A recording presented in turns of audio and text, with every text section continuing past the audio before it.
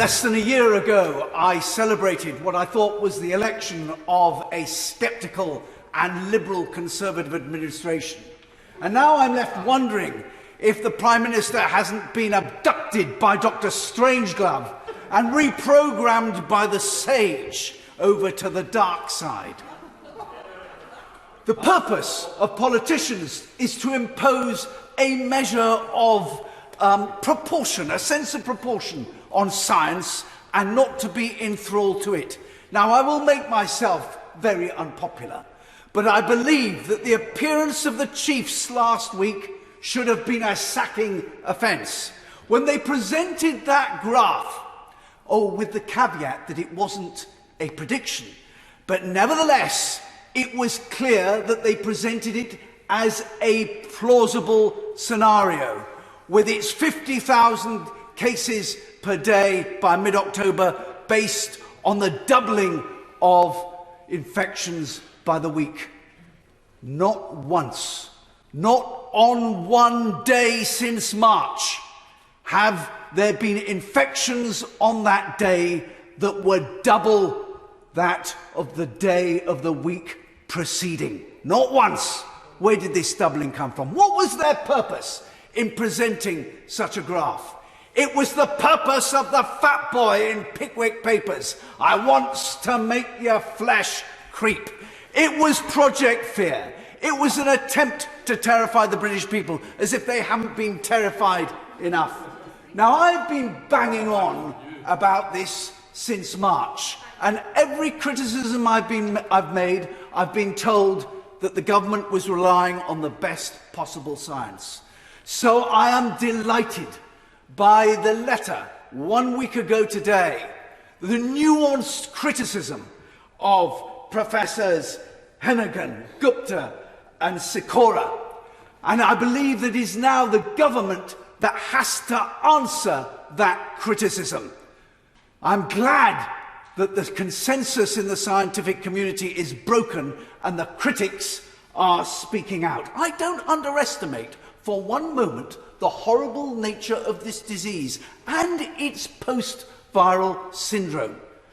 But in terms of the United Kingdom's killers, it is 24th in the league, accounting for only 1.4 of us. And as a consequence, I believe that the government's policy has been disproportionate.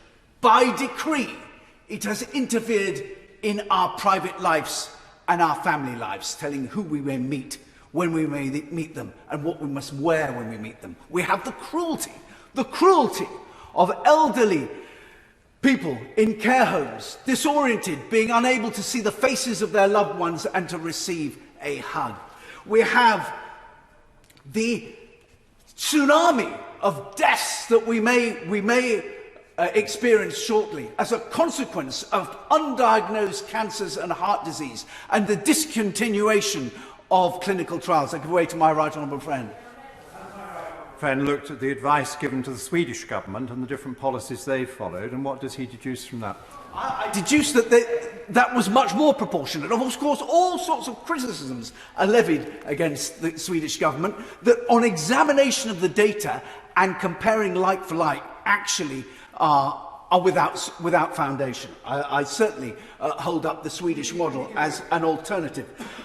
We have seen the eye-watering costs that we must now all face for a generation, having closed down our economy for all those months as a consequence of the government's policy.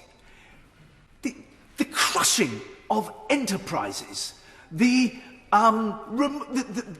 destruction of livelihoods, the unemployment that we're going to have to face now amongst young people, all as a consequence of an overaction. I understand now there's some question as to whether students are to be allowed to return from university at Christmas.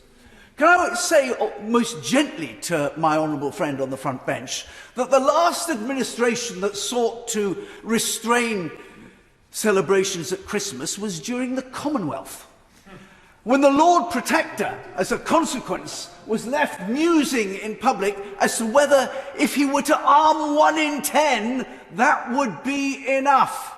how many marshals will be required. I conclude by saying that the policy of the government has been disproportionate in response to this threat. There may, Madam Deputy Speaker, be a virus one day that threatens our very way of life. But this isn't it, even if we're behaving as if it were.